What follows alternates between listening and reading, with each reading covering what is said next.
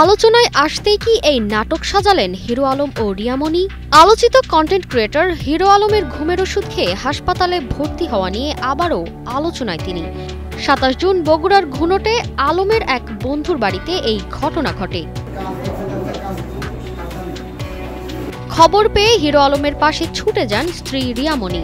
সেখানে গিয়ে তিনি সামাজিক মাধ্যমে কয়েকটি ছবি পোস্ট করেন এবং একটি আবেগঘন স্ট্যাটাস দেন। তবে ঠিক এই সময়ে সামাজিক যোগাযোগ মাধ্যমে ছড়িয়ে পড়ে নতুন এক গুঞ্জন। অনেকেই দাবি করছেন হিরো আলম ও রিয়ামণি মিলে সংসার ভাঙা গড়ার নাটক সাজিয়ে আলোচনায় আসার চেষ্টা করেছেন।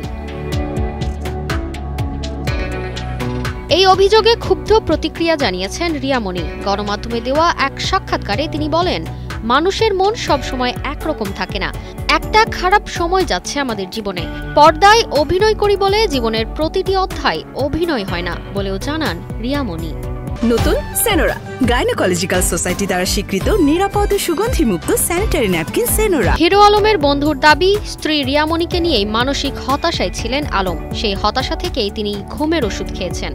অচেতন অবস্থায় তাকে দ্রুত ঘুনট উপজেলা স্বাস্থ্য কমপ্লেক্সে ভর্তি করানো হয়। রিয়ামণি জানিয়েছেন, হিরো আলম এখন অনেকটাই সুস্থ, তবে এখনও ঢাকায় ফেরেননি।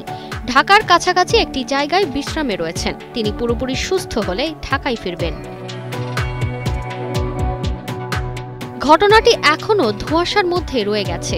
ভক্ত নিন্দুকদের নানা মন্তব্যে নেট দুনিয়ায় চলছে আলোচনা সমালোচনা। তবে হিরো আলমের সুস্থতা কামনায় অনেকেই পাশে দাঁড়িয়েছেন। তারতিবা ফারুহি, কালের কণ্ঠ।